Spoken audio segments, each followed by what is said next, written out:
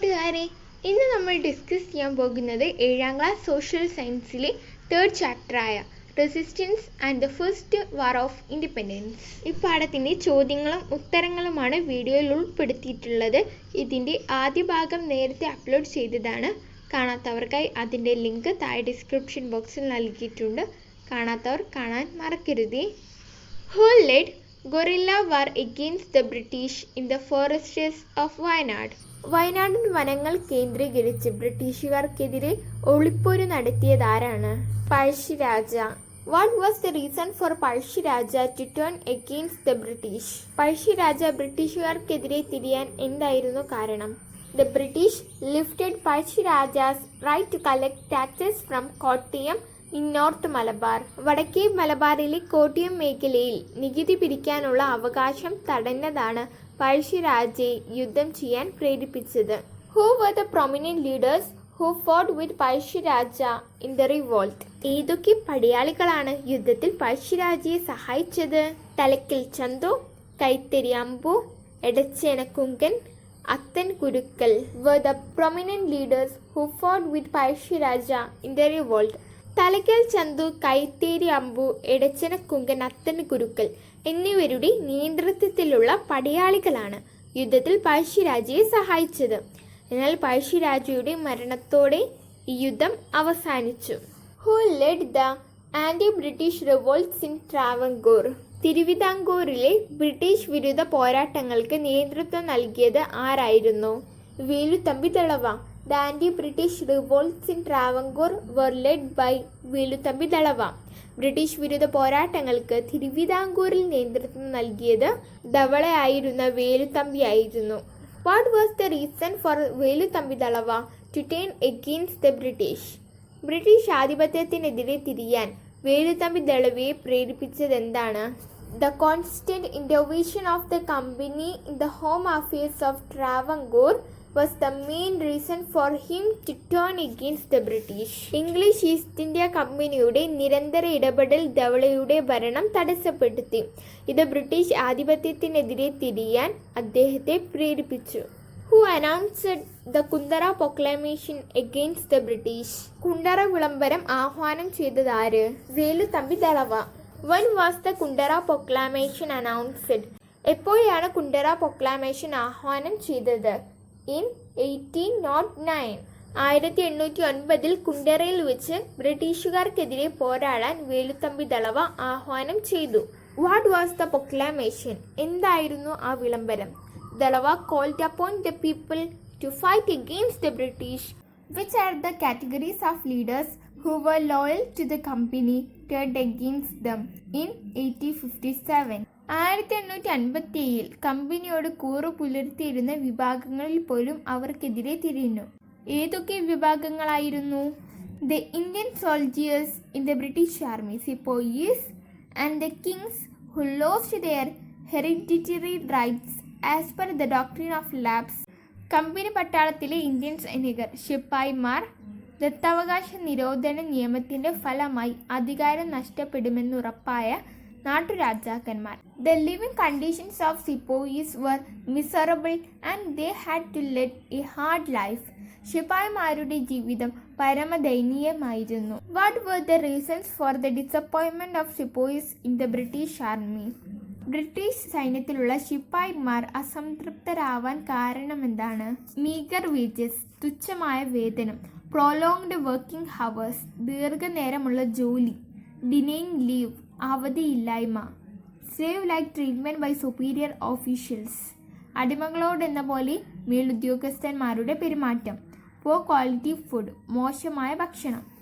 ഈ കാരണങ്ങളാൽ ശിപ്പായിമാർ അസംതൃപ്തരായിരുന്നു. What was the immediate reason for the first war of independence in 1857? 1857 നടന്ന ഒന്നാം സ്വാതന്ത്ര്യ സമരത്തിനുള്ള പ്രധാന കാരണം എന്തായിരുന്നു?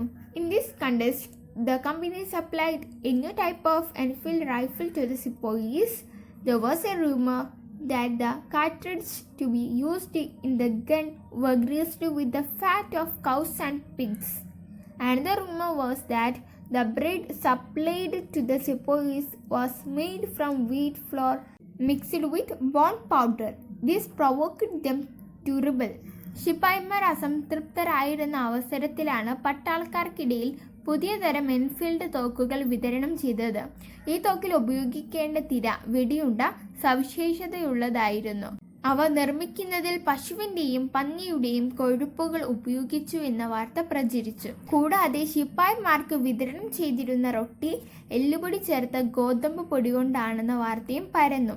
അതോടെ സൈനികർ പ്രകോപിതരാവുകയും കലാപത്തിന് തുടക്കം കുറിക്കുകയും ചെയ്തു. Who was the first Indian soldier to protest? ശിപ്പായികൾക്കിടയിൽ നിന്ന് ആദ്യമായി പ്രതിഷേധം ഉയർത്തിയത് ആരാണ്? Mangal Pandey.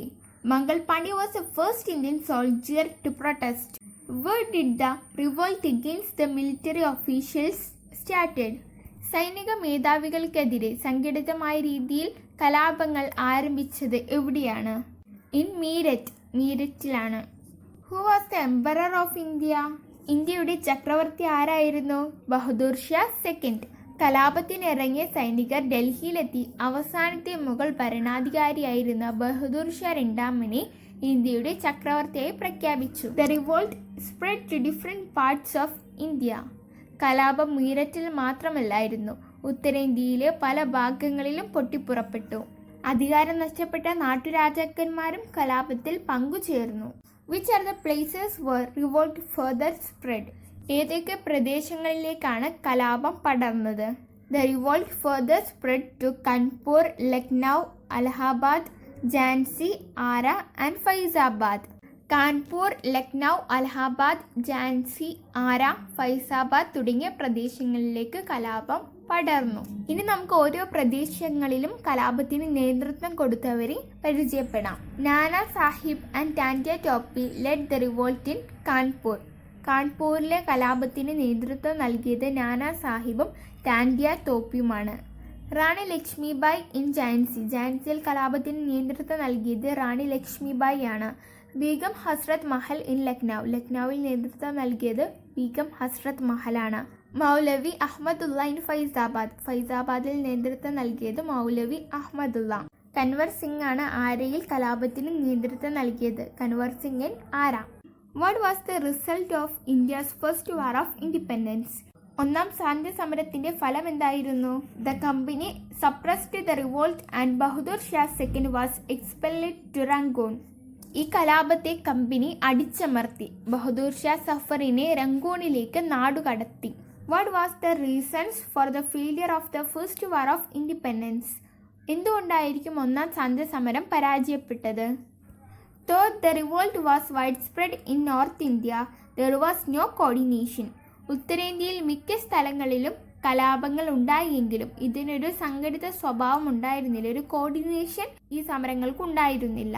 The company had all the advantages of stronger military power, better weapons and coordination. കലാപകാരികളെ അപേക്ഷിച്ച് സൈനിക ശേഷിയും സംഘാടന മികവും മെച്ചപ്പെട്ട ആയുധങ്ങളും കമ്പനിക്കുണ്ടായിരുന്നു.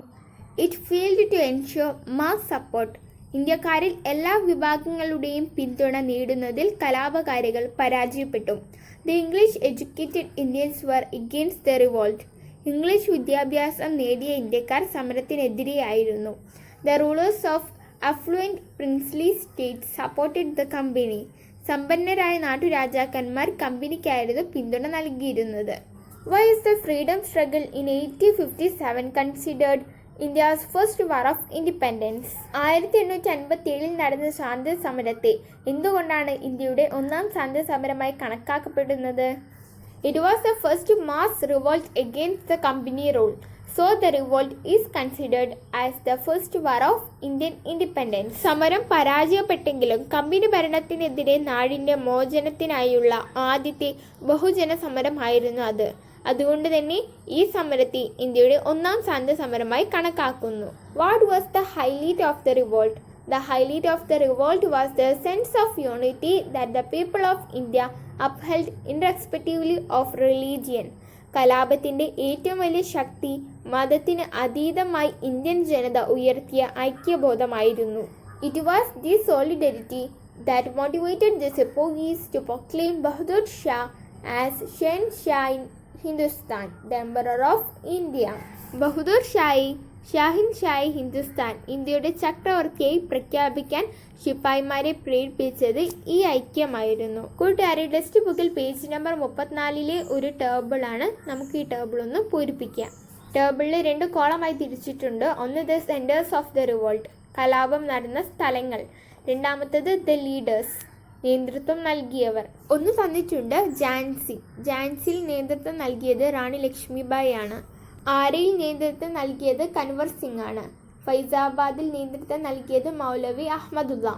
ലക്നൌവിൽ നേതൃത്വം നൽകിയത് ബീഗം ഹസ്രത്ത് മഹൽ. കാൺപൂരിൽ നേതൃത്വം നൽകിയവർ നാനാ സാഹിബ് താന്ത്യ തോപ്പി. 1857 ഒന്നാം സ്വാതന്ത്ര്യ സമരം ഇന്ത്യയുടെ ഭരണ സംവിധാനത്തെ മാറ്റം വരുത്തി. ബ്രിട്ടീഷ് രാജ്ഞിയുടെ 1858 വിളംബരത്തോടെ ഇംഗ്ലീഷ് ഈസ്റ്റ് ഇന്ത്യ കമ്പനിയുടെ ഭരണം അവസാനിച്ചു. ഇന്ത്യയുടെ ഭരണം ബ്രിട്ടീഷ് രാജ്ഞിയുടെ നേരിട്ടുള്ള നിയന്ത്രണത്തിലായി. ഇനി നമുക്ക് ലെറ്റേഴ്സ് എസ്എസ് നോക്കാം. ലെറ്റേഴ്സ് എസ്എസിലെ ഫസ്റ്റ് ക്വസ്റ്റ്യൻ എന്താണ്?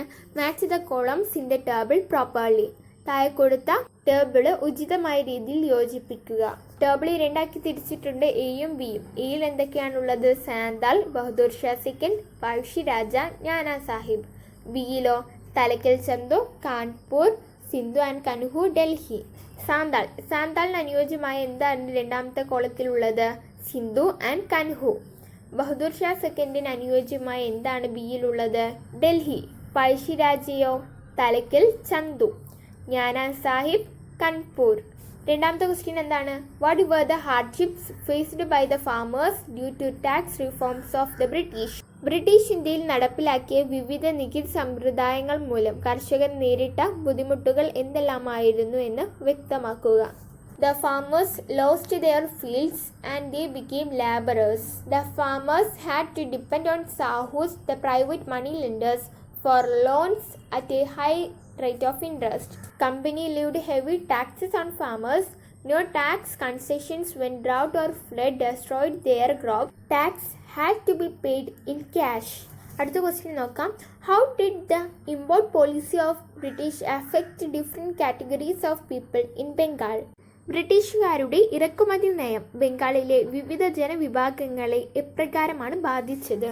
The large-scale import of cheaper textiles manufactured in the British factories. British imposed heavy taxes on the Indian made textiles. The cotton farmers and the handloom weavers suffered a lot due to the import policy of the company. What were the changes made in the administration after the First War of Independence in 1857? 1857 സമരം ഇന്ത്യയിലെ ഭരണ സംവിധാനത്തിൽ വരുത്തിയ മാറ്റങ്ങൾ എന്തൊക്കെയായിരുന്നു? The First War of Indian Independence in 1857 brought many administrative changes in India. The rule of English East India Company came to an end with the Queen's Proclamation in 1858. India came under the direct rule of the British Queen. കൂട്ടുകാരെ, നമ്മുടെ പാഠം അവസാനിച്ചു. മറ്റൊരു വീഡിയോയുമായി നമുക്ക് വീണ്ടും കാണാം. Thank you for watching this video.